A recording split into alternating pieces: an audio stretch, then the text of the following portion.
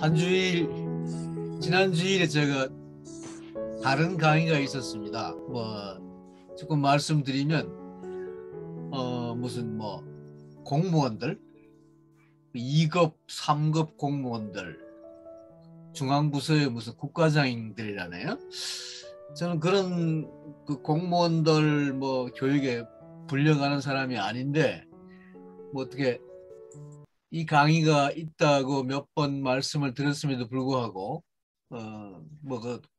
꼭 강의를 해달라고 해서 지난주일 꼭 이 시간에 강의를 했습니다. 중앙교육연수원이라는 곳에 가서 강의를 했어야 되기 때문에 여러분들하고의 강의를 못하게 되어서 대단히 죄송합니다. 근데 이 공무원들에게 제가 강의한 내용은 여러분 혹시 보신지 모르겠습니다만 작년 말쯤에 제가 혼돈의 시대 리드의 길이라고 하는 EBS 강연을 한 적이 있습니다. 그게 아마 유튜브에 나오리라고 생각이 되는데 저는 유튜브를 안 봐서 잘 모르겠습니다만 그 강의가 한 20회 정도 되는 그 강의였는데요. 공무원들에게 그런 리더십에 대해서 이야기를 해달라는 것이었습니다. 여러분 혹시 리더십이라고 하면 무슨 정치인들이나 그런 기업가들의 무슨 경영, 정치 지도, 방침 이런 것을 떠올리실 건데 제가 이제 리더십에 관련되어서 말씀드린 내용은 20세기를 살았던 리더들, 우리가 잘 아는 처칠이나 히틀러나 그럼 스탈린이나 이런 사람들과 함께 주로 이제 마하트마 간디에 대해서 얘기를 하는 것이었습니다. 그래서 한국에서도 대단히 인기가 있다고 볼 수 있는 처칠 또는 루즈벨트 또는 나쁜 의미에서 인기가 있다고 할까요? 히틀러나 스탈린. 사실 히틀러 같은 사람은 박정희 대통령이 젊은 시절에 어린 시절에 가장 좋아했던 지도자였습니다. 우리 히틀러라 그러면 별로 좋아하진 않지만 박정희 대통령이 히틀러의 영향을 받았다라고 하면 말도 안 되는 소리다라고 부정할 사람도 있을지 모르겠습니다만 그런 사실이 엄연히 박정희 대통령의 전기에 쓰여져 있기 때문에 저는 그런 것 좀 뭐라고 할까요? 그러니까 히틀러나 스탈린이나 스탈린은 주로 김일성하고도 또 비교가 되는데 또 얼마 전 작년이죠. 1917년이라는 영화 또는 덩케르크 같은 영화 때문에 우리나라에서도 굉장히 여전히 인기가 있는 윈스턴 처칠 또는 미국의 프랭클린 루즈벨트 이런 사람들은 사실 어떤 강력한 카리스마 있는 리더의 전형들입니다. 반면에 이 마하트마 간디 같은 사람들은 그런 마하트마 간디도 카리스마가 없는 사람은 아닙니다만 강력한 리더는 아니죠.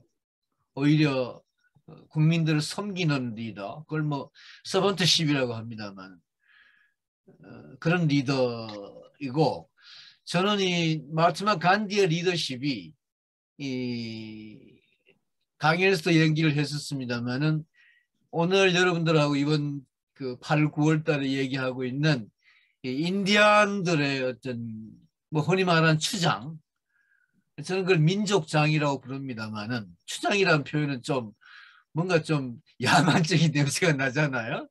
그래서 인디안 민족의 우두머리라는 의미에서 민족장이라고 저는 부르는데 명칭이 어쨌든 좋습니다만은 그런 인디안 민족장, 인디안 추장들의 리더십에서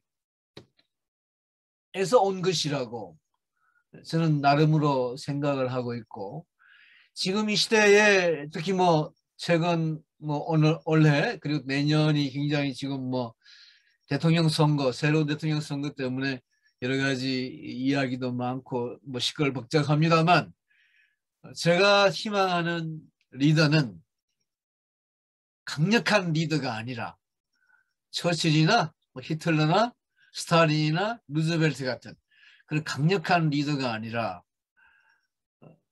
뭐 인디안 사회의 민족장, 추장과 같은 또 그 현대적인 구현으로서의 간디와 같은 민중을 섬기는 하인 리더십이라 그럴까요? 종복의 리더십, 하인의 리더십. 그러니까 리더가 가장 낮은 위치에서, 밑바닥에서 모든 그 자기 민족 구성원, 민중들을 섬기고 진심으로 봉사하는, 말하자면 뭐 위에 올라서서 군림하고 지배하고 명령하고 억압하고 뭐 이끌고 가는, 정말 무지한 민중이라고 하는 그런 입장에서 뭐 일반 민중들은 무지하다. 그래서 내가 현명한 내가, 똑똑한 내가, 강력한 내가 이끌어야 된다. 뭐 이런 의미의 카리스마를 가진 강력한 리더십, 뭐 독재 리더십, 이런 리더십이 이 시대에 과연 필요한가? 그런데 제가 보기에는 지금 우리나라의 어떤 리더라고 등장하는, 새로운 리더라고 등장하는 사람들이 전부 나름으로 대단히 강력하다라고 하는 이미지를 사람들에게 주려고 노력하고 있는 것 같고, 그 사람이 무슨 생각을 하는지, 국민들에 대해서 어떤 그야말로 민주사회에서, 민주주의 국가에서 주인인 국민들에게 모든 봉사를 하려고 하는 그런 리더가 아니라, 자기가 강력하기 때문에 뭐 강력한 칼잡이, 강력한 총잡이, 강력한 힘을 가진 사람이기 때문에 내가 이끌고 가겠다, 내가 끌고 가는 대로 따라와라, 뭐 이런 리더들이, 이런 말도 안 되는 깡패들이 정치판에 기웃기웃하면서, 마하트마 간디 같은, 여러분 마하트마 간디에 대해서 이 정치학자들은 물론이거니와 뭐 이 무슨 언론이나 또는 뭐 여러 가지 이 뭐 20세기 말 21세기에 들어와서 무슨 뭐 미국의 타임이나 또는 뉴욕 타임즈나 뭐 영국의 가디언, BBC나 많은 이런 국제적인 어떤 그 언론 기관이나 학자들이 인류 역사상 가장 위대한 리더를 꼽는 사람은 간디입니다. 그러니까 리더다운 리더. 그러니까 리더로서의 역할을 가장 충실하게 했던 리더가 간디이고, 간디는 그야말로 무소유의 어떤 이념을 실현했던 사람이고, 무소유, 무권력, 무카리스마를 실현했던 사람입니다. 제가 너무 길게 말씀드려 죄송합니다만은, 제가 지난주에 여러분들 하고 얘기를 못하고 뭐 제 공무원들 교육에 저를 부르는 경우도 거의 없고, 제가 또 그런데 가기도 싫어하는 사람입니다만은, 시대가 하수상하여 또 우리나라에는 이 리더가 바뀌어도 이 소위 고급 공무원들이란 2급, 3급 공무원 같으면은 중앙부서의 국가장급에 있는 사람들인데, 이런 사람들한테 마침 리더에 대해서 얘기할 기회가 있어서 제가 아주 막 고함 지르면서, 제발 이런 히틀러 같은, 처칠 같은 이런 리더를 섬기지 마라. 그런 리더를 뽑아서 그런 리더를 당신들이 고급 공무원이라는 자들이 섬기지 말고 간디 같은 리더를 뽑아라. 또 너 당신들 자신들이 간디 같은 국민에게 봉사하는 하인 같은, 정복 같은, 그야말로 국민의 정으로서의 공무원이 되라. 뭐 이런 이야기를 목이 터져라 하는 바람에 여러분들하고 지난주에 강의를 못했습니다. 아마 여러분 제가 뭐 한 주 휴강을 하고 그런 일을 한 거에 대해서 그렇게 반대를 안 하시겠죠? 괜찮습니까? 적극 적극 용서해 지지합니다. 용서해 주시기 바랍니다. 사실 한 가지 더 말이 나온 김에 하나 더 말씀을 드리면은 지난 주말 토요일은 제가 서울에서 이 또 뭐 네이버 열린 열린 연단, 열린 뭐 논단이라고 하는 그 네이버에서 하는 강연에 또 갔었습니다. 제가 강연자로 간 건 아니고 몇 년 전에는 강연자로 갔었는데 지난 토요일에는 토론자로 갔습니다. 토론자로 간 그 자리는 여러분 아시다시피 잘 아시는 그 마키아벨리의 군주론이라고 하는 책을 이 네이버 강의에서 무슨 고정 강의를 쭉 했는가 봐요. 그 군주론이라는 강의를 하는데 저보고 이제 토론자로 불러서 토론을 하라고 해서 새벽같이 올라가가지고 이 코로나19 상황에 말이죠. 갔습니다. 제가 간 이유는 아까 방금 간디 이야기도 했습니다만은 이 마키아벨리에 대해서 우리나라에서 너무 좀 오해되고 있는 측면, 특히 마키아벨리즘, 역시 이것도 어떤 강력한 리더와 관련되는 얘기인데 제가 이해하는, 저는 이 마키아벨리에 대해서 조금 공부를 해서 책도 2권을 썼습니다만은 제가 이해하는 마키아벨리는 전혀 그런 이 강력한 리더로서의 마키아벨리가 아니고 그야말로 16세기 르네상스란 시대에 가장 자유로웠던 영혼, 어떤 기존의 권위나 어떤 기존의 이데올로기에 매이지 않고 가장 자유스럽게 사고하고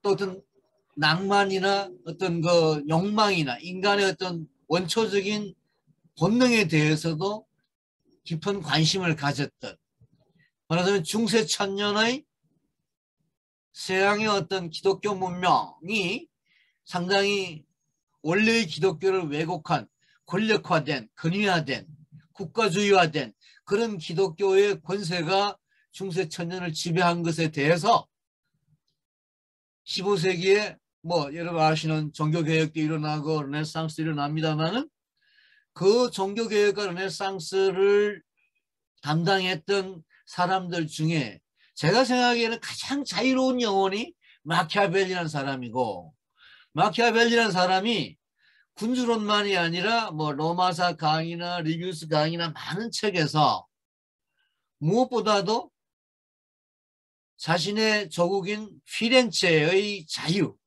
강대국 사이에서 신음하는 피렌체란 나라의 어떤 말하자면 자유가 몰각된, 자유가 부정된 것에 저항해서 그런 어떤 공동체의 자유를 지키기 위해서 필요하다면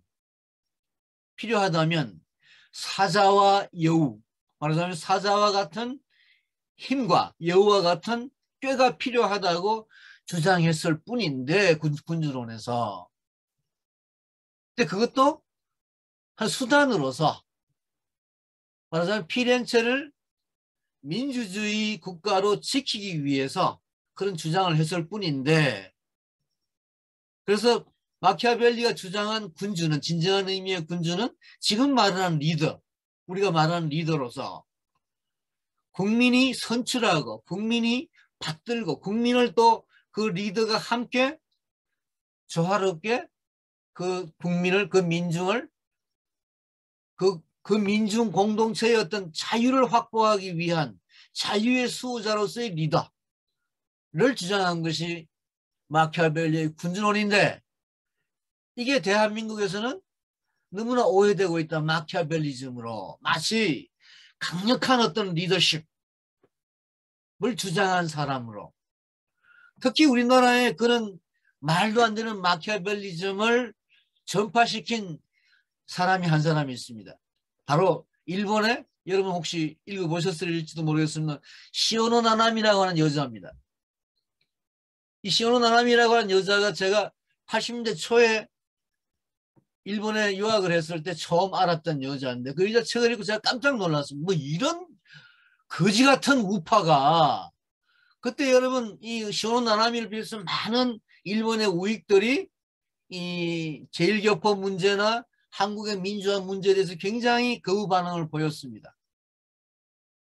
그래서 그런 시오노 나나미에 대해서 대단히 저는 이 좀 반감을 가졌었는데 이 시오노 나나미가 제가 90년대 초에 한국에서 보니까 90년대 시오노 나나미 책이 우리나라에 엄청나게 번역이 되고 소개되고 보급되기 시작을 했습니다. 그것도 한때 우리나라에서 가장 대표적인 진보적인 출판사라고 하는 곳에서 이 말도 안 되는 시오노 나나미 일본 우익의 거두가 쓴 강력한 리더로서의 마키아벨리, 그 마키아벨리가 찬양했다는 체자레 보르자 또는 뭐 로마인 이야기의 카에자르 같은 우리가 시즈라고도 하죠.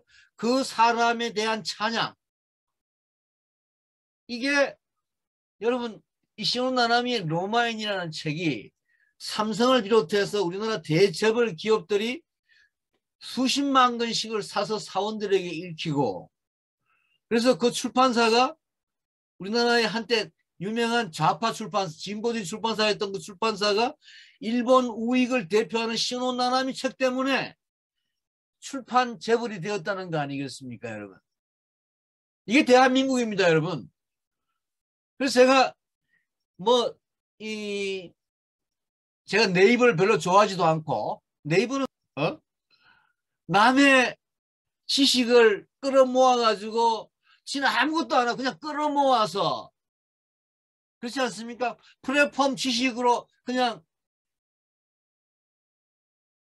엄청난 돈을 벌고 있잖아요. 카카오도 그렇고 뭐도 뭐 우리나라에 지금 재벌이라고 하는 게 다 그 모양 아닙니까?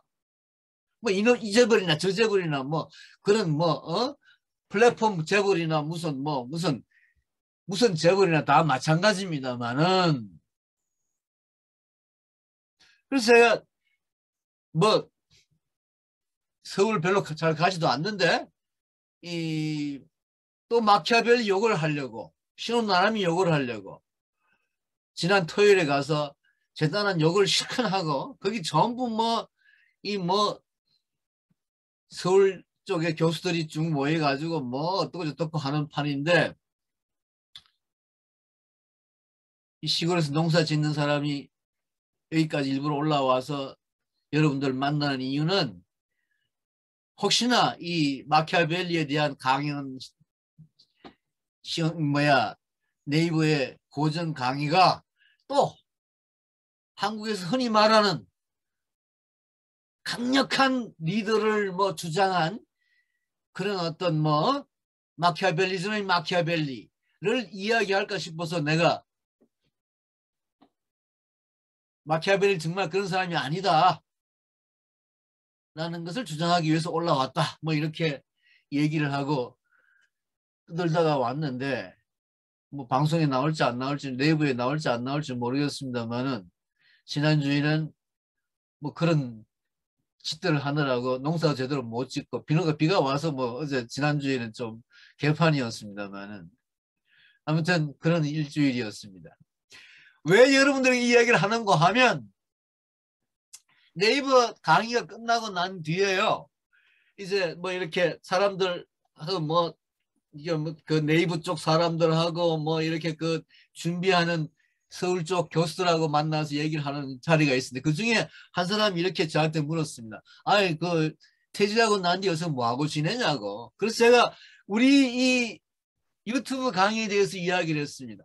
제가 아주 정말입니다. 이건 녹화된 게 아니고 그냥 같이 차 마시는 자리에서 그래서 그 중에 어떤 교수 고대 교수 한 사람이 그럼 한 몇 명 더냐 한 수천 명 더 겠네 그래서 네 사람 듣습니다 내가 그랬습니다. 그랬더니만 그 네이버 쪽 그 사람들이 깜짝 놀라면서 네이버는 몇십만 명이 그걸 본대요. 그 네이버 강 열린 논단은 그래서 내 사람 그 사람들이 다 어디 교수들입니까? 이렇게 뭐 이렇게 뭐 무슨 그 인디안에 대해서 무슨 대단한 학술적인 뭔가를 꼭 무슨 그 하는 것처럼 그렇게 얘기를 하면서 저한테 내 어떤 내용이냐라고 묻길래 그냥 인디안 뭐 이 영화 이야기도 하고 인디안들 뭐 그냥 뭐 이런 이야기도 한다. 교수들 아니다. 나 교수를 잘 뭐 교수라고 이야기하기도 싫고. 근데 이게 좀 이게 여러분 제가 이 말씀을 드리는 이유는 저는 그 무슨 내분을 내분 이제 내분을 조금 더 폄훼하자는 이야기 전혀 아니고요. 참 저는 재미있고 좋은데 그래서 저는 이런 강의에 뭐 참여하는 사람 듣는 사람들이 이게 뭐 우리처럼 4명이든 네이버처럼 무슨 수십만 명이든 또는 제가 지난주일이죠.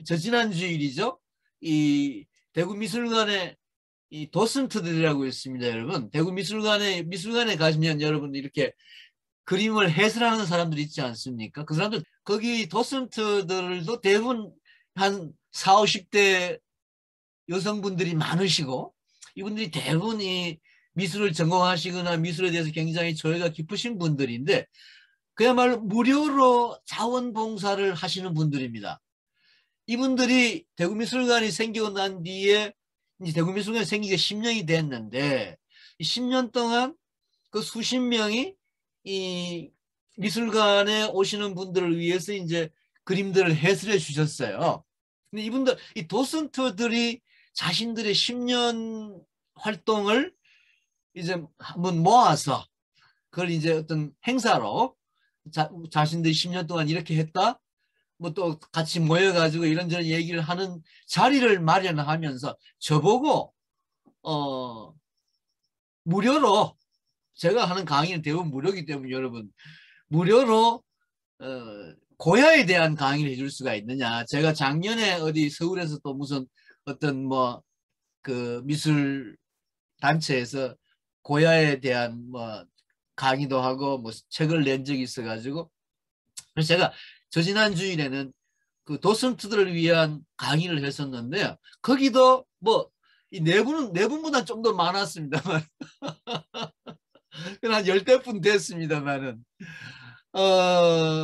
뭐 아주 진지한 토론도 있고 또 고야에 대한 이야기를 통해서 뭔가 뭐라고 할까요? 이 뭐 휴머니즘 미술 사실 제가 뭐 그 자리에 이제 그 도슨트 강의에서 그 강의를 하시는 분들 중에 한 분이 저보고 그런 이야기를 했습니다. 이 뭐 법을 공부하는 사람이 뭐 왜 고야 이야기를 하느냐, 어떻게 하게 되었느냐, 뭐 이런 제가 흔히들 이런 자리에 가면 잘 그런 이야기를 그런 질문을 받습니다. 여기 오늘 네 분들도 저보고 야, 너 뭐 인디안을 대해서 네가 뭐 하냐, 뭐 법 공부한 사람이 뭘 아냐 이렇게 물으실지 모르겠는데 또는 이 지난주에 제가 했다는 뭐 그런 리더에 대한 강의나 또는 마키아벨리에 대한 강의나 다 마찬가지로 항상 그 뭐 얘기를 시작하기 전에 제가 그럽니다.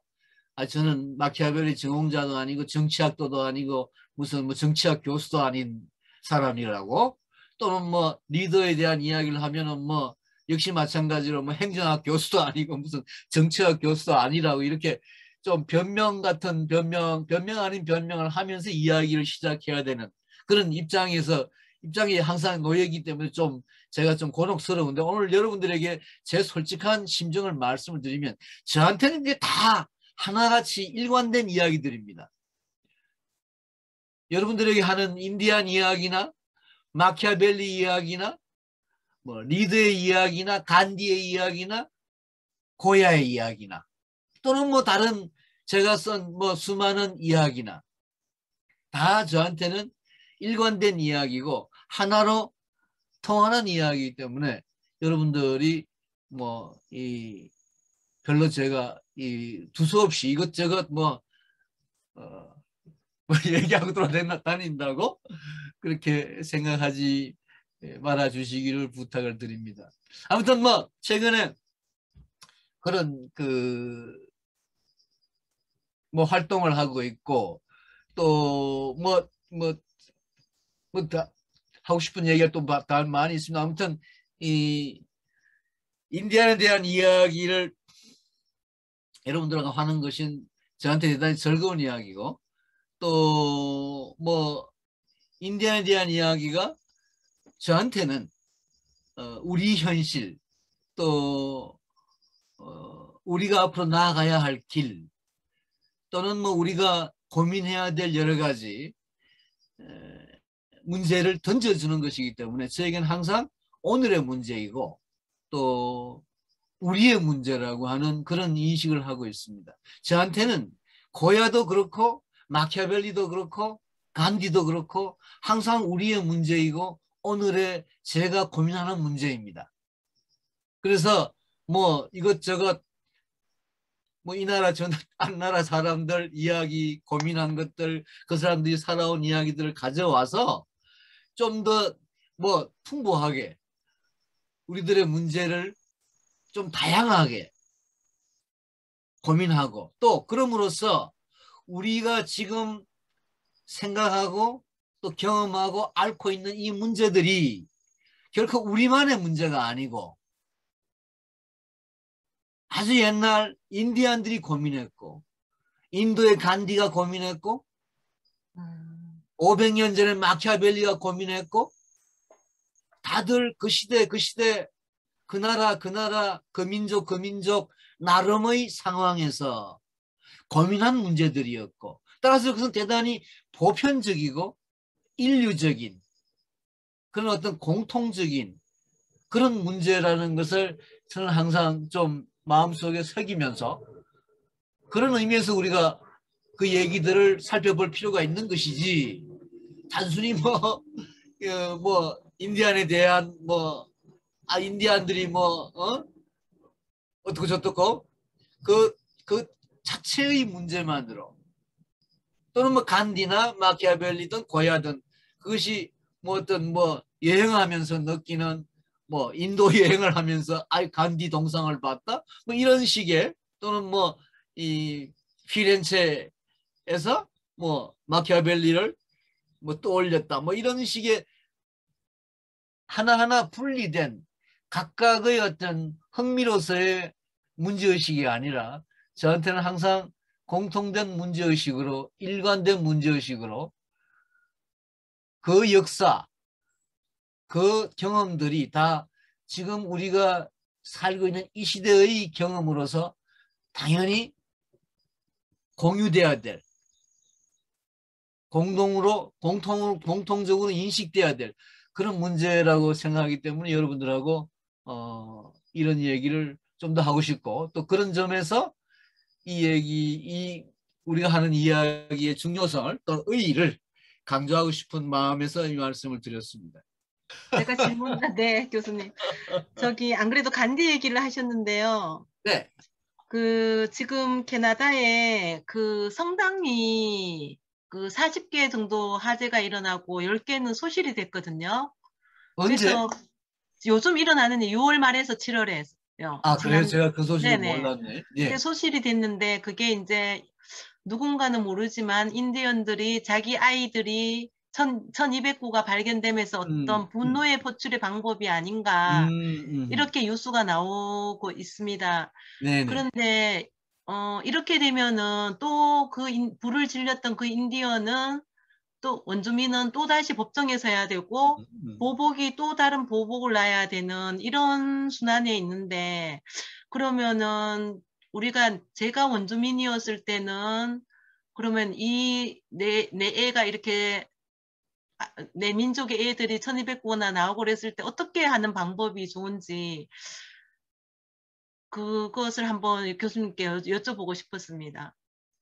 제가 현장에 있지도 못하고 또 사실 이 인디안들의 어떤 심지어 독립운동까지 인디안들의 그 토지 반환 청구 소송이라 할까 이런 많은 법적인 투쟁도 지난 한 100여 년 이상 지속이 되어 왔고 또 뭐 심지어 뭐 많은 문화 차원의 예술 차원의 그런 인디안들의 어떤 인권 운동과 함께 무슨 그 심지어 인디안들이 독립된 국가 공화국을 세워야 되지 않는가 하는 식의 문제의식까지 제기된 판국이에요. 지금 인디안 운동의 현 주소가.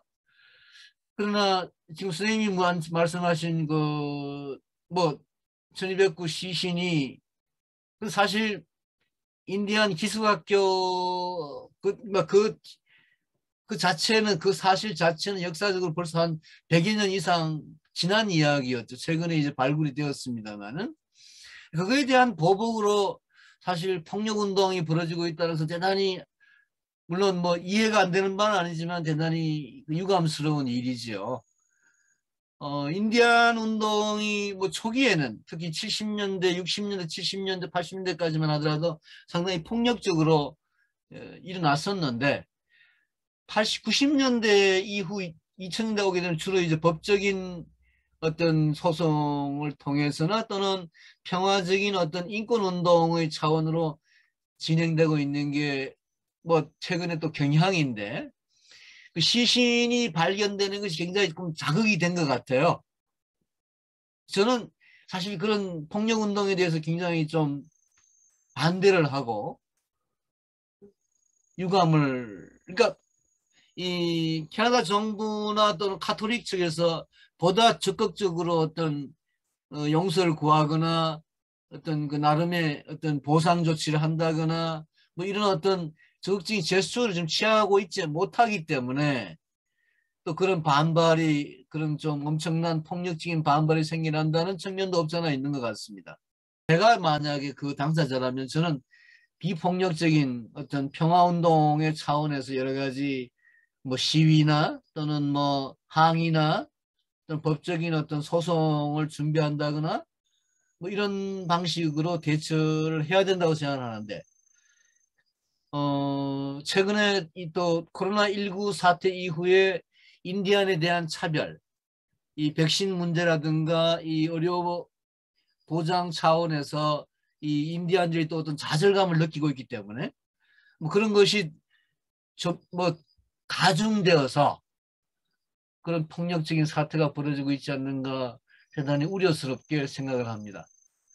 그렇다 하더라도 역시 인디안들이 취할 수 있는 방법은 비폭력적인 어떤 평화 시위나 인권 운동이나 법적인 소송을 통한 어떤 권리 구제가 아닐까라고 저는 생각을 합니다.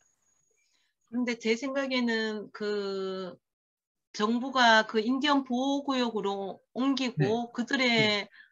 그들이 척박한 땅에 넣어서 그들이 좀 농사도 잘 안 되고 그래서 네. 막 미국 같은 경우는 카지노를 설치해서 마약 중독 네. 이렇게 빠졌기 때문에 정말 법을 공부하거나 내 인권을 주장하고 이렇게 하지 못하고 내 몸을 망치고 탕진하는 이러한 인디언들의 상태 속에서 그렇게까지 교수님은 법을 공부하셨으니까 인권 운동을 하실 수 있다고 이렇게 하지만 그만한 기반이 될지 않나 하는 저는 생각이고요. 그래도 어쩌다가 공부를 해서 이제 법 공부도 하고 해서 소송을 해서 이건 미국의 수호족 우리 늑대와 춤을 보면은 거기 수호족이 나오잖아. 그 수호족은 그 땅의 권위를 2005년도에 그걸 받았는데 네네. 그런데 돈으로 환산을 해주겠다고 이렇게 이게 판결이 났습니다. 근데 이 수호족은 우린 돈은 안 받겠다. 내 땅을 내줘달라 그래갖고 지금 계속 아직 돈도 못 받은 상태에서 이렇게 했고 교수님이 말씀하신 대로 왜냐하면 그 인디언의 땅에 대한 보상금을 캐나다에서도 얼마를 주겠다 그랬는데 지금까지 지급이 안 되고 있거든요. 이런 다 지급도 안 되고 애 유골도 나오고 이런 복합적인 데서 이분들은 또 많은 교육을 받지 못하고 척박한 땅에 살고 그리고 마약 중독이나 완전 폐허의 민족으로 만들어 놓은 상태에서 할 수 있는 것들이 뭐가 있을까? 저도 되게 많이 고민을 했는데 저희 남편도 저거는 아닌데 저러면은 또 법정에서 해야 되고 또 싸우고 또 싸우고 계속 끊임없는 전쟁만 일어날 뿐인데 라고 안타까움을 나타내기는 하더라고요. 네. 그래서 조금 인디언들에 대한 삶이 너무 안타깝고 그래도 또 좀 더 좋은 방향으로 흘러가야 되지 않겠나 하는 저도 그런 생각은 한번 해 봤습니다. 네, 그러니까 지금 선생님 말씀대로 뭘 뾰족한 특별한 묘수가 있는 것 같지는 않습니다. 그러나 많은 사람들이 뭐 노력하고 있고 또 그런 방향으로 노력을 하는 것 외에는 지금 달리 뭐 어떻게 하는 방법이 없네요. 제가 봐도 그렇고 또 실제로 그쪽에 가서 뭐 그 사회를 들여다본 지 한 3, 4년 동안 제가 요새는 못 가봤기 때문에 잘 모르겠습니다만은 그 당시 4, 5년 전에 제가 갔을 때도 그런 고민이 여전히 있었고 또 뭐 그 사이에 뭐 크게 발전된 것 같지는 않고 뭐 그런 상태에 있습니다. 그럼에도 불구하고 역시 폭력은 아니지 않느냐라고 저는 생각을 합니다. 지난번에 저는 그 뭐 한국 민족이 이 뭐 여러 가지 뭐 어부발을 한다거나 또는 뭐 개고기를 먹는다거나 또는 뭐 불고기를 먹는다든가 뭐 몽고 반점이 있다든가 뭐 여러 가지 또는 뭐 이 뭐 말 중에 단어 중에 비슷한 것이다든가 하는 인디안과 우리 민족과의 어떤 유사성을 주장하는 뭐 이런 또 상당히 재미있는 근거도 없지 않는 뭐 이런 얘기들이 많이 있습니다만 그런 책도 나오고 있습니다만은 저는 그런 거에는 별로 관심이 없고 다른 사람은 전혀 이 미국의 인디안들의 삶이나 또 19세기까지 아니면 어쩌면 20세기 뭐 한 1960년대까지 우리들의 삶도 뭐 인디안 삶과 그다지 뭐가 달랐나 그런 점에서 저는 60년대 이전에 우리 사회의 소위 근대화 이전에 전근대 전통사회를 그러니까 뭐 텔레비전에 나오는 뭐 사극에 나오는 또는 뭐 뮤지컬 명성황후에 나오는 그런 대단히 우리들의 어떤 전통이 뭐 화려했고 대단히 문명적이었고 이런 어떤 이미지와는 별개로 우리가 인디안처럼 살지 않았을까? 인디안처럼 살았던 게 나는 대단히 자랑스럽다. 이런 느낌으로 인디안 사회와 우리 사회의 어떤 공통성을 찾아보려고 노력을 해왔습니다. 여러분 제가 하는 말을 오해하지 마시기 바랍니다. 예. 그래서 왜 제가 그런 말씀을 드리는고 하니 물론 예를 들어 이런 거 있잖아요. 뭐 조선 500년이 뭐 유교 성리학의 뭐 시대였고 또는 뭐 선비들이 지배를 했고 또는 뭐 사대부가 뭐 당쟁이 어떻고 저떻고 하지만 그거는 서울의 경성과 한양에 있는 몇 사대부들의 이야기였지 한반도 대부분의 사람들에게는 관련이 없는 얘기가 아니었나 제 생각은 그렇습니다.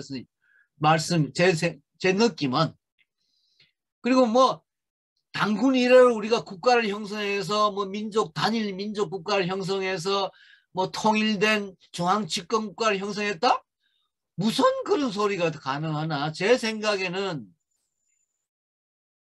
뭐 그게 뭐 여러분 아시다시피 한반도는 이 임진왜란 때 일본 사람들이 쓴 기록이나 또는 일제 강점기 초기에 1910년, 20년 이럴 때 일본 강점기 일본 사람들이 남긴 무슨 역사 기록을 보게 되면 이 말하자면 거의 한 7, 80%가 산악지대인 이 한반도에 이 마을을 찾아다닌다는 게 그렇게 힘들었다는 거예요.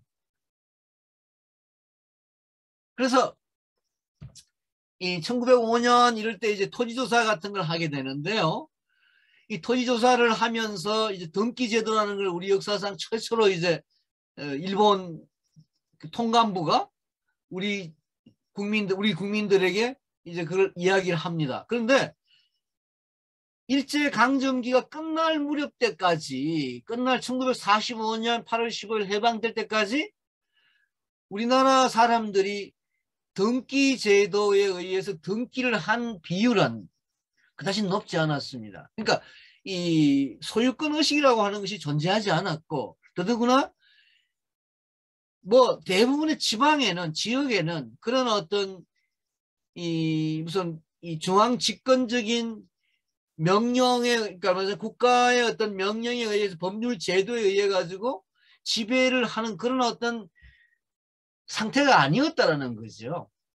제 생각에. 뭐 제가 보기에. 그래서 어쨌든 우리가 뭐 조선시대 500년을 뭐 명성황후도 좋고, 저는 명성황후란 말 하기 싫어요. 민비란 말을 하고 싶은데, 뭐 민비란 말을 어디선가 뭐 서울에선가 어딘가 했다가 막 누군가 막 그 청중 중에 왜 명성황후라고 하지 않고 민비라고 하느냐고 막 욕지거리 하는 거 제가 들은 적이 있었는데, 저는 민비를 아주 싫어하기 때문에, 민비 고종이 나라를 망쳤다고 생각하기 때문에. 근데 그 서울에 있는, 한양에 있는 왕실, 뭐 민비, 뭐 고종, 뭐 대원군, 이런 인간들이 나라를 망친 거예요, 사실. 그러니까 대부분 이 한반도에 1,000만, 2,000만 농민들은, 그 당시 농민들은 뭐 성리학이고 뭐 고종이고 뭐 명성황후고 뭐 아무 상관없이 살았다는 거죠, 제 생각에는. 뭐 차이는 있었겠지만 그 인디안들처럼 살았지 않나. 평화롭게, 평화롭다는 표현이 좀 그러네요. 대단히 힘들게 살았겠죠. 그런 의미에서의 어떤 우리 역사에 대한 좀 재인식 같은 게 필요하지 않나라고 저는 항상 생각을 하고 있는데, 이건 뭐 전혀 제가 이 역사학자로서 제대로 된 논문이나 저서를 쓴 것도 아니고, 앞으로 좀 그걸 써보려고 지금 죽기 전에 써보겠다고. 죽기 전에는 이 4,000년 역사가 무슨 찬란한 민족의 무슨 그런 뭐 역사가 아니라, 인디안처럼 살았던 좀 무지몽매한 원시 사회적인 어떤 삶을 우리는 수천 년 동안, 수만 년 동안 유지해 왔다라고 저는 주장을 하고 싶고, 뭐 양반이니 무슨 뭐 왕실이니 뭐 선비니 뭐니 하는 그런 작자들은 한양에 모여가지고 일부 존재했고, 뭐 지방에도 물론 뭐 덤덤 있었지만, 서울에서, 한양에서 권력 다툼을 하다가 쫓겨난 그들이 와서 지방에 내려와서 아험하고 살았던 정도고, 대부분은 농민으로서 또는 농노로서 비참하게, 또는 뭐 객관적으로 보면 비참할지도 모르지만, 어떻게 보면 수백 년 동안 이어온 그런 어떤 농경 생활에 젖어서 뭐 그렇게 살았다. 그러면서 별로 바쁘지 않게 천천히 아주 여유롭게 게으르게 그렇게 살았던 것이 우리의 역사가 아닌가라는 생각을 저는 뭐 하고 있다는 이야기를 지난 시간에 잠깐 했는데, 뭐 이건 정리된 이야기도 아니고 그냥 제가 항상 평소에 느끼는 것이기 때문에 여러분 크게 신경 쓰지 마시고. 자, 인디안에 조금 정리를 해보면은요, 인디안이란 말의 문제가 우선 있습니다. 뭐 아시다시피 콜럼버스가 남아메리카 대륙에 이제 들어가면 1492년에요. 이게 인디아라고 생각하고 가서 거기에 있는 선주민들을, 뭐 원주민보다 선주민이라는 표현은 요새 더 일반적인 것 같습니다. 원주민이라고 하면은 뭐 원래부터 있었던 사람, 선주민이라고 하면은 가장 먼저 있었던 사람, 뭐 이런 의미이기 때문에, 그래서 그 선주민들을 인디안으로 불렀다라는 이야기는 여러분 잘 아시는 반대, 인도 사람이 아닌 사람들이 인디안을 불렀으니까 지금 와서 그 명칭이 이제 문제가 되는 거죠. 사실 영어 뭐 문헌에 보게 되면 아메리카 인디안도 인디안이라고 표기를 하고, 인도 사람들도 인디안이라고 표기를 하기 때문에 이 잘 구별이, 그 인디안이라고 하게 되면 좀 혼란이 생기는 그런 우려도 있을 수가 있죠.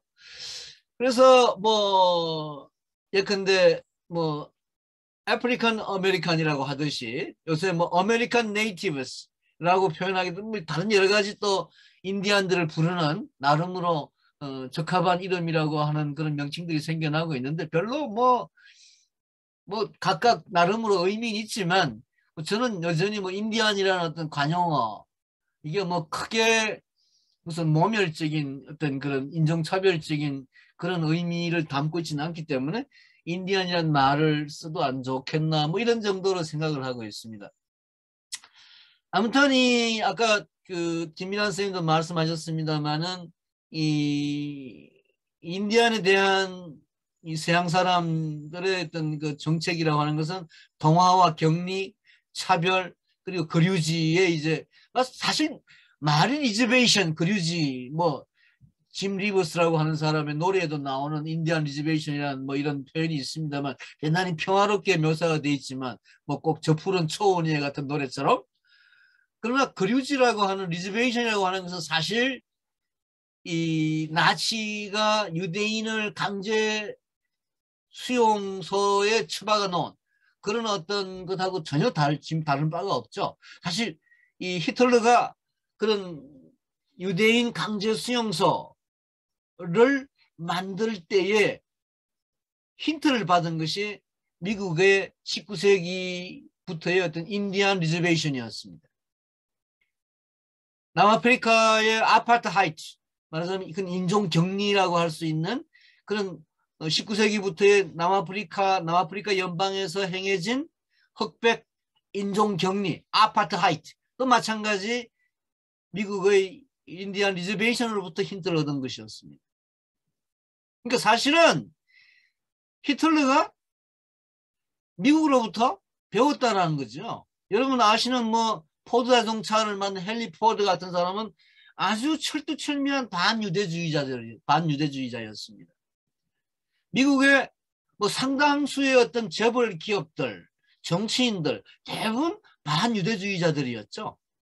미국의 19세기까지 20세기 초엽까지의 대통령들, 심지어 무슨 뭐 윌슨이나 루즈벨트 같은 대통령들도 반유대주의의 어떤 그런 정책을 폈고 또 실제 자기들이 그런 생각을 했었습니다. 미국의 지식인들 중에서 상당수가 반유대주의자들이었습니다. 미국만이 아니라 프랑스나 뭐 독일이나 뭐 일본도 그렇고 이 반유대주의라고 하는 것은 가장 먼저 생겨난 것이 뭐 프랑스고 뭐 아시다시피 드레피스 사건 이전부터 그런 게 있어가지고 드레피스 사건을 통해서 이제 반유대주의가 프랑스에서는 한물 걸러졌기 때문에 히틀러 같은 정도는 아니게 되었지만 그러나 여전히 반유대주의는 그때나 지금이나 지금 현재 프랑스의 가장 우익이라고 하는 이 러팽 정당도 여전히 반유대주의를 취하고 있는 그런 그러니까 반유대주의의 뿌리는 그 지난 1000년 동안 뭐 셰익스피어의 무슨 그 베니스의 상인을 비롯해서 많은 문학 작품을 정책 또는 뭐 문화 여러 부면에 그런 것들이 존재하는데 그것이 바로 인디안 리저베이션이라고 하는 이 미국식 집단 수용 그야말로 집단 수용소죠. 물론 뭐 이 독일의 강제 수용소 같은 그런 뭐 집을 지어 가지고 완전히 그 아주 좁은 토지에 철조망을 친 그런 정도는 아닙니다만은 그래도 철조망은 여전히 뭐 굉장히 넓은 지역이긴 하지만 철조망은 있고 거기에 살고 있는 사람들의 삶은 인디안들의 삶은 뭐 김민환 선생님 말씀하신 바와 같이 히틀러의 그런 강제 수용소에서 이 살았던 사람들 유대인들과 진배 없이 또 그 사람들이 거기에서 갇혀가지고 생활하는 것은 지금 뭐 대부분 알코올 중독이나 마약 중독이나 또는 실업자로 살아가고 있는 힘든 삶을 살고 있는 인디안들의 삶은 유대인들처럼 가스실에서 죽진 않았지만 여전히 어떤 여러 가지 사회적인 차별이나 억압이나 또는 이 가난 때문에 빈곤 때문에 인디안들도 마찬가지 뭐 생활을 하고 있다. 뭐 그렇게 볼 수 있게 더 넓게 보면 뭐 이 미국의 소위 영국인들을 중심으로 한 이 소위 백인들, 주류 백인들이 취했던 이 여러 소수민족에 대한 차별, 유대인만이 아니라 그런 뭐 수많은 동양인이나 또는 흑인이나 이런 사람들에 대한 차별도 역시 마찬가지로 미국에서 시작된 것이고, 바로 그것이 인디안들을 대상으로 한 억압과 차별로부터 히틀러든 무솔리니든 뭐 이런 어떤 제국주의의 어떤 말하자면 그런 비서양인 억압에 대한 근거가 법적으로나 정치적인 어떤 이슈로나 다 생겨났었다라고 얘기를 하고 있습니다. 여러분, 미국에서 이 가장 위대한 대법원 판사, 이른바 미국 역사상 소수 의견을 가장 많이 낸 그런 대법원 판사로 존경받는 사람이 올리버 웬델 홈스 시니어라는 사람이 있습니다. 이 사람이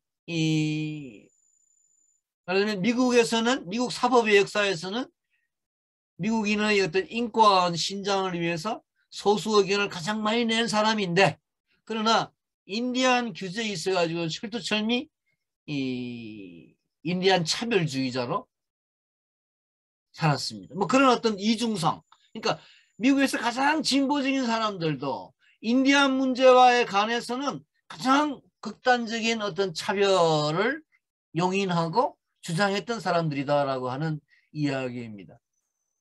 뭐 미셸 푸코가 이 감시와 처벌이라는 책에서, 또는 뭐 그 밖에 이 여러 그 저주를 통해서 이른바 뭐 정신병자나 또는 뭐 병자들 또는 뭐 광인들 이런 사람들에 대한 차별, 억압, 수용, 이런 것이 근대 서양 문명의 어떤 그 본질이다, 뭐 이런 식의 주장을 많이 했는데, 미셸 푸코의 주장도 바로 이런 인디안 차별이나 이런 것에 대해서도 우리가 이해를 할 수 있는 뭐 그런 논의가 아닐까 싶습니다.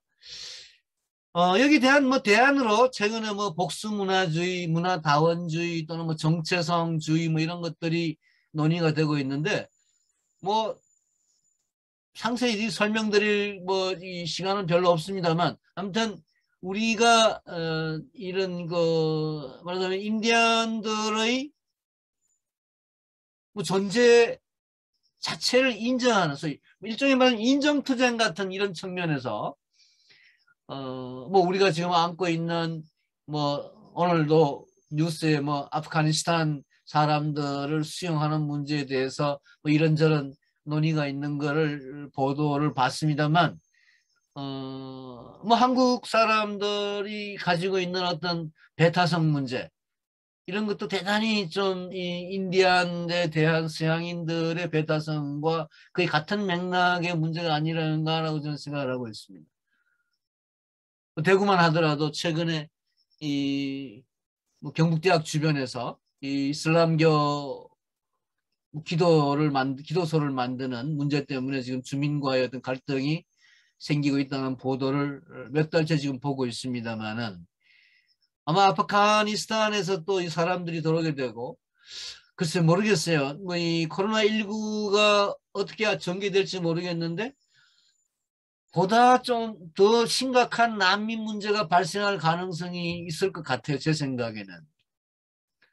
그런 경우에 뭐 한국만이 아니라 여러 뭐 미국이나 여러 유럽의 나라에서도 지금 이 난민 수용의 문제가 앞으로 더욱더 생길 수 있으리라고 생각이 되는데, 뭐 지금 그리스나 이런 쪽에서 취하고 있는 난민에 대한 철저한 어떤 이 배척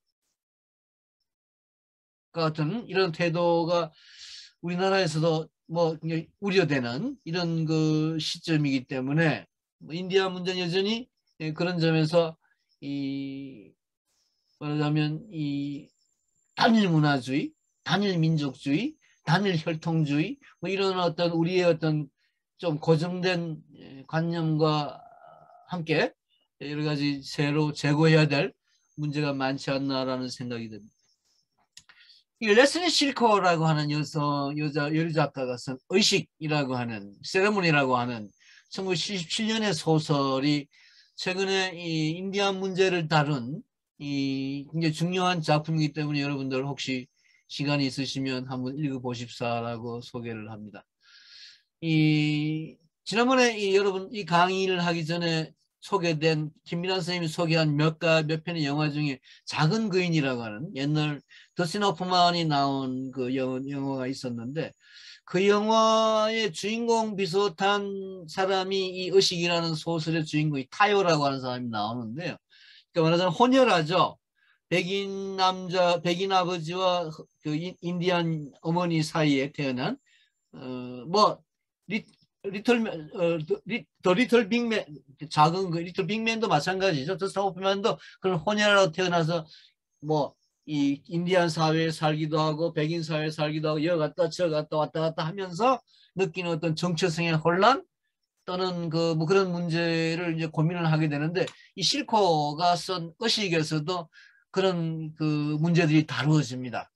근데 이게 물론 굉장히 좀 이 뭐랄까요 뭐 이 최근에 어떤 포스트 모더니즘 문제라든가 또는 뭐 들레즈가 주장한 이야기들 뭐 굉장히 좀 복잡하게 좀 난해하게 얽히고 섞여 있어서 저는 요새 이 나이가 들면서 좀 재미없는 소설은 별로 다시 읽고 싶은 생각이 안 들더라고요. 실컷 대단히 좀 골치 아픈 너무 심각한 문제가 많이 다루어져서 뭐 거의 뭐 리틀 빅맨 작은 거인을 생각하시면 되는 그런 이야기 줄거리이기 때문에 물론 뭐 여러 가지 논의가 나오고 여러 가지 또 다른 격가지가 있어서 여러분들이 좀 그 시간도 많고 심각한 고민을 즐기시는 분에게는 권유하겠습니다만 뭐 인디안을 다루는 우리가 접할 수 있는 인디안 문화 그 운디드니의 뭐 하는 그런 운디드니 관련 다큐멘터리 정도 외에는 별로 순수 문학 작품으로 실코가 거의 유일하지 않나라고 생각해서 소개를 드립니다. 아까 잠깐 말씀드렸습니다만 이 우리 민족의 대이동 여기 나오죠. 부제가 아메리카 인디안은 우리 민족이다. 누가 저자가 누군지 잘 모르겠습니다만 이 단어들 몽고 반점, 불고기, 개고기 먹는 거, 키질하는 거, 어부바 하는 거 뭐 여러 가지 뭐 이 우리하고 유사성이 있다. 라는 걸 밝히고 특히 뭐 어디 이 중남미의 어디 뭐 어느 멕시코 쪽인가요? 뭐 어디 인디안족 부족의 경우는 단어들이 뭐 몇백 개가 우리말하고 같대요. 근데 사실 이런 이야기는 뭐 꼭 그런 인디안들만이 아니라 다른 민족에게도 공통적으로 나타날 수 있는 측면이 아닌가 싶습니다. 제 생각에는 뭐 이런 우리나라 사람들 중에는 이런 어떤 뭐 단어 몇 개 가지고 뭐 인도의 어떤 뭐 인도 남부 지역의 뭐 이 테라바다인가 뭐 그 민족하고도 우리가 또 뭐 같다 또는 뭐 저 메소포타미아의 뭐 이란 쪽하고도 우리가 뭐 같다 그래서 뭐 우리가 메소포타미아 문명도 만들었고 인도 문명도 만들었고 뭐 이 인디아 문명도 만들었고 우리가 이 세계의 아담 같은 뭐 이런 아담 민족이다 이렇게 얘기하는 심지어 또 뭐 일본도 우리가 만들었고 뭐 일본 서기도 우리가 만들었고 뭐 모든 걸 우리가 공자도 우리 조상이고 뭐 우리 뭐 후손이고 뭐 어떡하는 이야기 이가 많은데 뭐 잘 모르겠습니다. 하여튼 뭐 그런 인디안에 대해서도 이런 얘기가 있고 뭐 이걸 꼭 뭐 부정할 필요 없겠지만 분명한 것은 인디안이든 메소포타미아 사람이든 인도 사람이든 일본 사람이든 누구도 우리를 자기들의 조상으로 인정하지는 않는다는 사실이죠. 뭐 물론 우리가 좀 더 강해지면 다 그 사람들도 인정할지 모르겠습니다만 하여튼 그런 얘기가 있다는 것을 그냥 소개로 말씀을 드립니다. 제가 인디안에 대해서 공부를 했다고 할까요? 좀 고민하면서 제일 많이 참조한 책이 이 마빈 해리스라는 사람이었습니다. 뭐 클라스토로라고 하는 프랑스 인류학자도 제가 좋아하지만 제 책에 많이 인용을 하지만 이 가장 좀 여러분들에게 좀 쉽고 재미있고 뭐 이렇게 좀 그런 어떤 책으로 클라스토로 책은 굉장히 좀 어렵고 난해해서 여러분들에게 소개를 한다면 마빈 해리스를 소개를 하고 싶어서 말씀을 드립니다. 그중에 제가 제일 좋아하는 책은 작은 인간, 인류에 관한 102가지 수수께끼. 굉장히 좀 짤막짤막한 그 100여 가지의 어떤 그 이야기를 단편을 통해 가지고 굉장히 재미있는 이야기를 많이 해요. 그중에 제가 인디안과 관련된 제일 뭐라면 인상적인 이야기가 잘난 놈 못 봐준다는 이야기였습니다. 아까 인디안 민족장 추장 이야기를 잠깐 했습니다만은 인디안 사회의 추장이라고 하는 거는 사실 뭐 인디안 영화를 보게 되면 막 이상한 분장을 해가지고 막 이상한 뭐 이렇게 창 같은 거 들고 막 폼을 잡고 이런 사람으로 나오고 하지만 실제로 인디안 추장은 굉장히 별 볼일 없는 그냥 이 수다꾼 정도의 역할에 그치는 사람이었죠. 뭐 잘나서 카리스마가 있어서 힘이 있어서 뭐 그렇게 해서 추장이 된 것이 아니라 거의 대부분 나이가 많다는 이유 하나만으로 또 말을 좀 잘한다는 이유 하나만으로 좀 수다쟁이라는 이유 하나만으로 그러니까 이 추장이 민족장 추장이라고 하는 사람이 하는 짓은 하루 종일 그냥 짓거리는 거예요. 뭘 짓거리냐? 옛날 이야기를 하는 거예요. 옛날부터 전해오는 구전 어떤 그 선조들의 지혜 이거 우리 한 시골에 가면은 한 뭐 7, 80대는 원로 할아버지 할머니들이 계속 잔소리 하듯이 옛날 그 인디안 선조들의 어떤 지혜, 삶의 지혜, 어떻게 해라, 비가, 두꺼비가 울면 비가 온다, 잘 준비를 대비를 해라, 뭐 이런 식으로 생활 구석구석의 지혜를 계속 구전으로 반복해서 사람들에게, 공동체 구성원들에게 이 경각심을 불러일으키는, 끊임없이 짓거리는 사람. 그리고 그렇다고 해서 무슨 다른 이 공동체에 군림하는, 지배하는 이런 어떤 역할은 전혀 하지 못하고 권리도 전혀 없고 오로지 의무만 있는, 실제로 가지고 있는 거 다 뺏기는, 추장들 다 뺏어가도 아무 말도 못하는 이런 좀 웃기는 추장, 웃기는 민족장, 웃기는 리더, 황당한 리더, 그냥 떠드는 리더 정도. 이거 이 인디안의 추장이라는 거죠. 이런 이야기를 제가 그 뒤에도 여러 이제 클라스트로라든가 또 다른 많은 사람, 글래브라든가 많은 사람들의 책으로부터 그걸 확인을 했습니다만, 제가 제일 먼저 그런 인디안 추장이 정말 별 볼일 없는 리더다. 하인배 리더다. 아까 간디 얘기를 잠깐 했습니다만은 섬기는 리더다. 제일 밑바닥 리더다. 웃기는 리더다. 라는 어떤 리더상. 뿐만 아니라 그 인디안 사회는 똑똑한 놈도 제대로 그 길을 못 피는 거죠. 똑똑한 놈. 또는 돈 많은 놈도 길을 못 피는 거예요. 다 뺏어가는 거예요.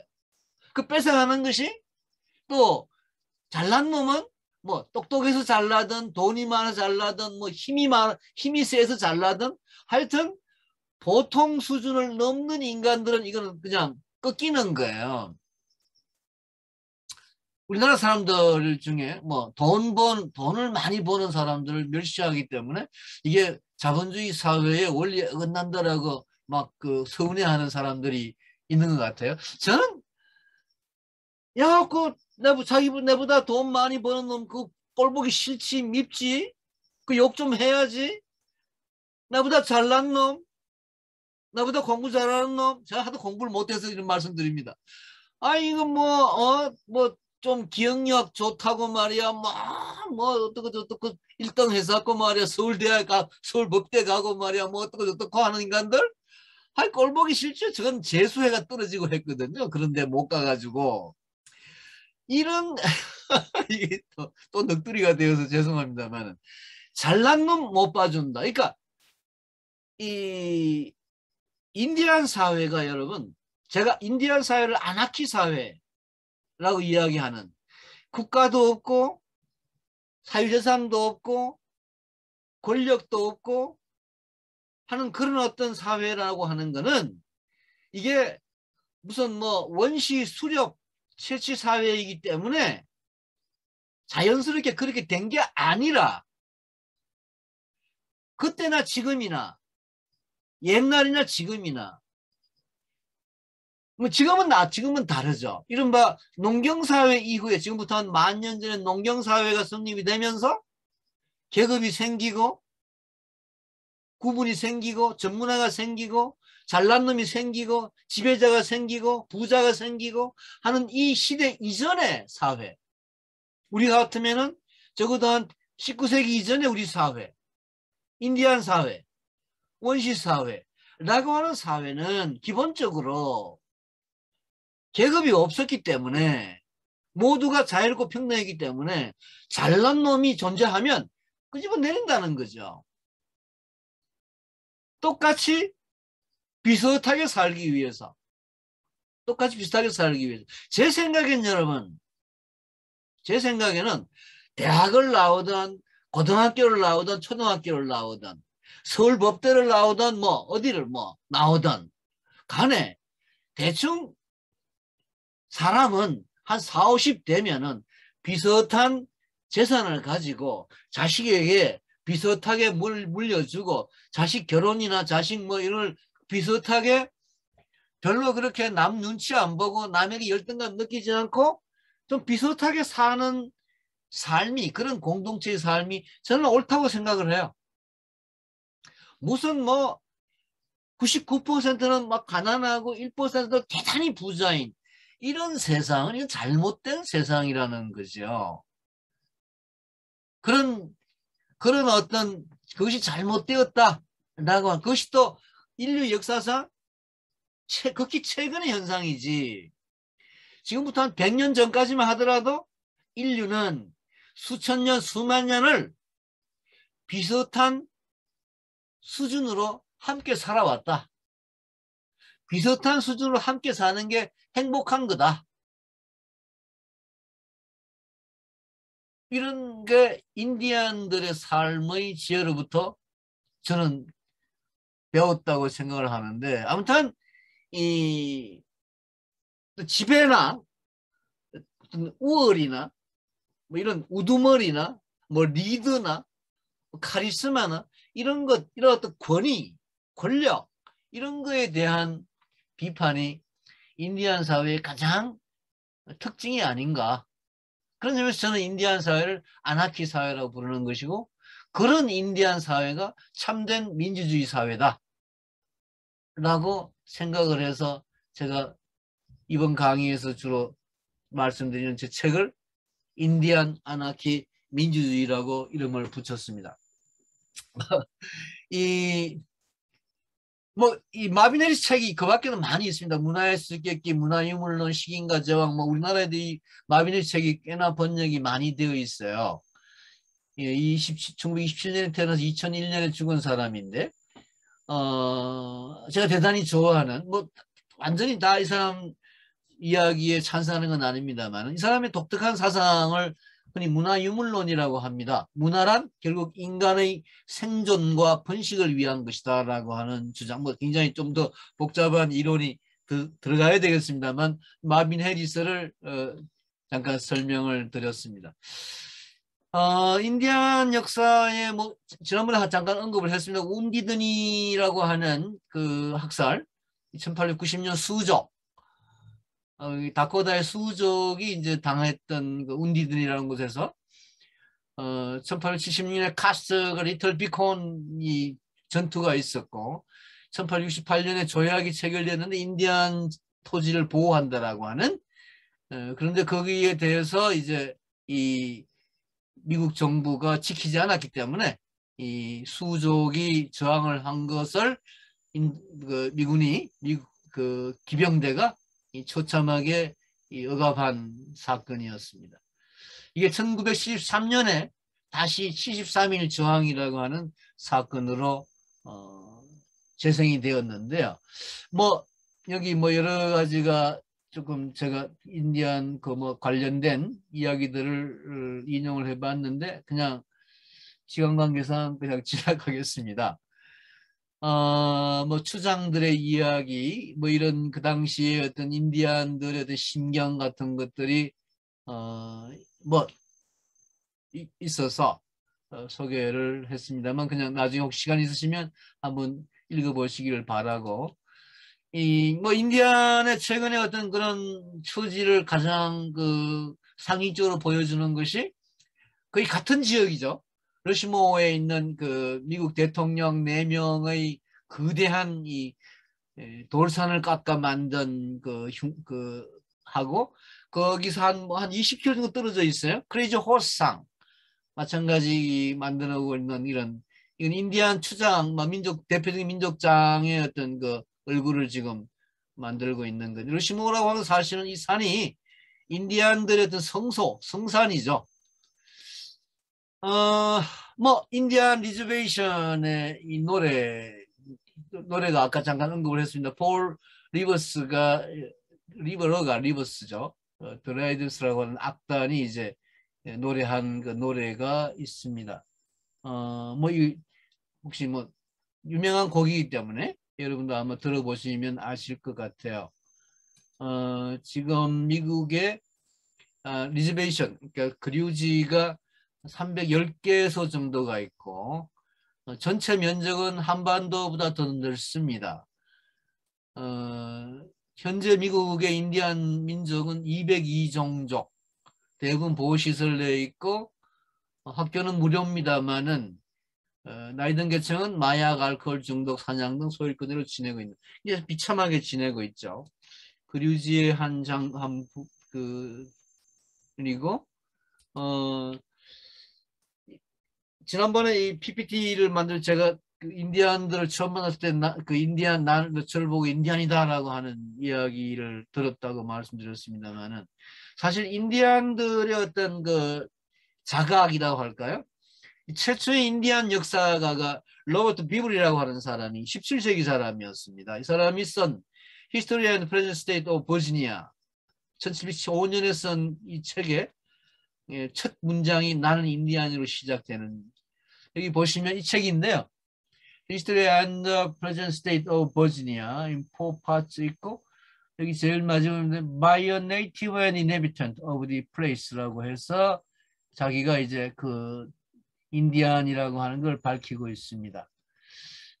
마지막에 제가 보여드리고 싶은 사진은 인디안 회의, 이 이로콰이족에 대해서는 나중에 다음 시간에 좀 상세히 말씀을 드리겠습니다만은 인디안들이 회의하는 1570년에 그러니까 역사적으로 제일 먼저 그려진 프랑스 사람이 그린 판화인데요. 애칭인데 판화인데 이런 어떤 그 회의 형식을